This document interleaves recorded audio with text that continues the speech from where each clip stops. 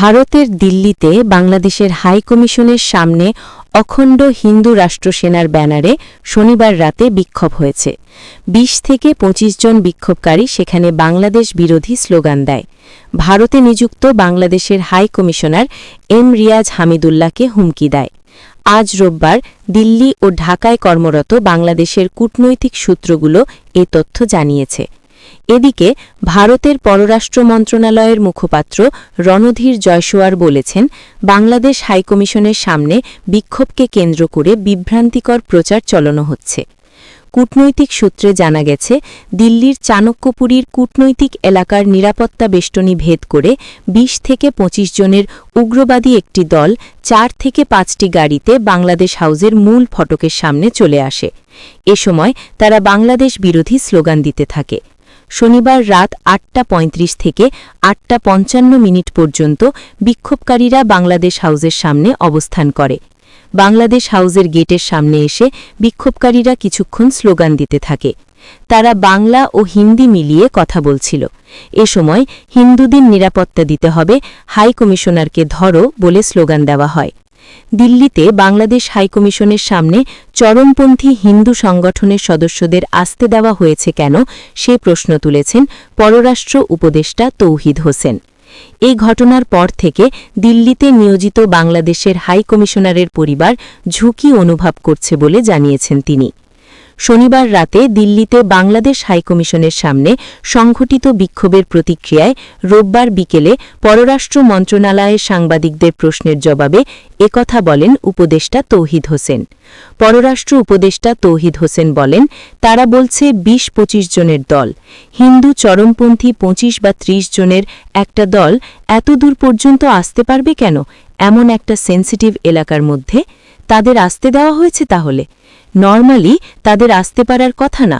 তারপর তারা হিন্দু নাগরিককে হত্যার প্রতিবাদে স্লোগান দিয়ে চলে গেছে, তা কিন্তু নয়। আরও অনেক কিছু বলেছে, সেটা আমরা জানি। পররাষ্ট্র উপদেষ্টা বলেন, আমার কাছে প্রমাণ নেই, কিন্তু আমরা শুনেছি যে বাংলাদেশের হাইকমিশনারকে হত্যার হুমকি দেওয়া হয়েছে। এ ঘটনার পর থেকে দিল্লিতে হাইকমিশনারের পরিবার ঝুঁকি বোধ করছে এবং হুমকি অনুভব করছেন। আমাদের মিশন, বাংলাদেশের মিশন কূটনৈতিক এলাকার গভীরে অবস্থিত। হিন্দু চরমপন্থী সংগঠনের ২৫ বা ৩০ জনের একটা দল এত দূর পর্যন্ত আসতে পারবে কেন একটা স্যানিটাইজড এলাকার মধ্যে?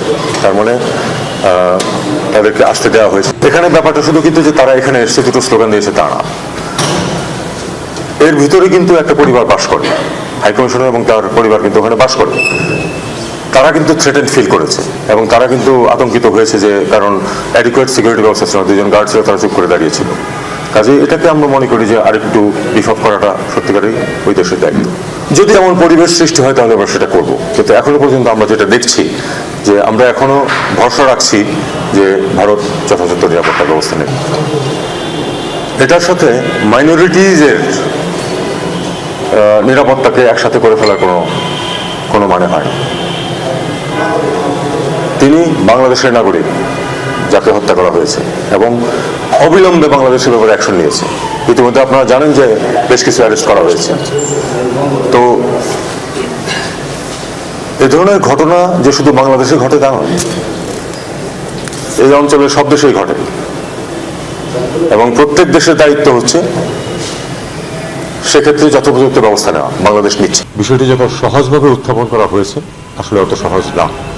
আমাদের পত্রপত্রিকায় যে রিপোর্টটা আসছে সেটাকে যে তারা বলছে যে মিসলিডিং, এটাও সত্য না। আমাদের পত্রপত্রিকায় মোটামুটি সঠিক রিপোর্টই এসছে, যেটুকু আমরা তথ্য পেয়েছি। আমার কাছে প্রমাণ নেই যে তাকে হত্যার হুমকি দিয়েছে, কিন্তু আমরা এটাও শুনেছি। এদিকে নয়াদিল্লিতে বাংলাদেশ হাইকমিশনের সামনে বিক্ষোভকে কেন্দ্র করে বিভ্রান্তিকর প্রচার চালানো হচ্ছে বলে দাবি করেছে ভারত। দেশটির পররাষ্ট্র মন্ত্রণালয়ের মুখপাত্র রণধীর জয়সওয়াল বলেছেন, ওই বিক্ষোভকে কেন্দ্র করে বাংলাদেশ দূতাবাসের জন্য কোনো নিরাপত্তা ঝুঁকি তৈরি হয়নি। এই ঘটনার খবর বাংলাদেশের বিভিন্ন সংবাদ মাধ্যমে প্রকাশ ও প্রচার হলে আজ রোববার দিল্লিতে সাংবাদিকেরা ভারতের পররাষ্ট্র মন্ত্রণালয়ের মুখপাত্র রণধীর জয়সওয়ালের কাছে প্রতিক্রিয়া জানতে চান। তিনি যে জবাব দেন তার লিখিত রূপ নিজের এক্স হ্যান্ডেলে প্রকাশ করেন। রণধীর জয়সওয়াল বলেন, আমরা লক্ষ্য করেছি বাংলাদেশের কিছু গণমাধ্যমে এই ঘটনা নিয়ে বিভ্রান্তিকর প্রচার চালানো হচ্ছে।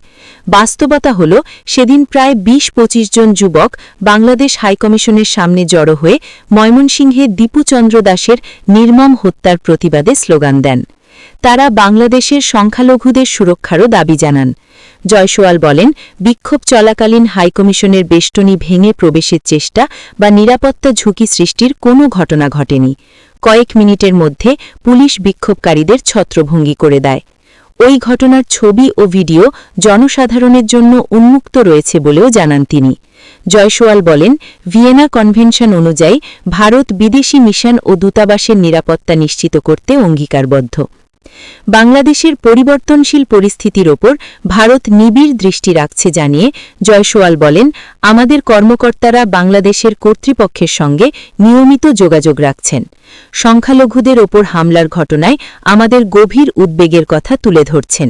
দীপু দাসের বর্বর হত্যাকাণ্ডে জড়িত অপরাধীদের দ্রুত বিচারের আওতায় আনার জন্য আমরা জোরালো অনুরোধ করেছি। উল্লেখ্য, বাংলাদেশে সংখ্যালঘু নির্যাতনের ঘটনাগুলোতে ভারতে প্রতিক্রিয়া দেখা যায়। দীপু দাস হত্যাকাণ্ডে নিয়ে অখণ্ড হিন্দু রাষ্ট্র সেনার ব্যানারে গতকাল বাংলাদেশ হাইকমিশনের সামনে বিক্ষোভ হয়। ধর্ম অপমাননার অভিযোগ তুলে ১৮ ডিসেম্বর ময়মনসিংহের ভালুকায় পোশাক কারখানার শ্রমিক দীপু চন্দ্র দাসকে পিটিয়ে হত্যা করার পর তার মরদেহে আগুন দিয়ে পুড়িয়ে দেওয়া হয়। বাংলাদেশের অন্তর্বর্তী সরকার এ ঘটনার নিন্দা জানিয়ে এরই মধ্যে অন্তত ১০ জনকে গ্রেফতারের কথা জানিয়েছে। ডেস্ক রিপোর্ট, বাংলার গেজেট।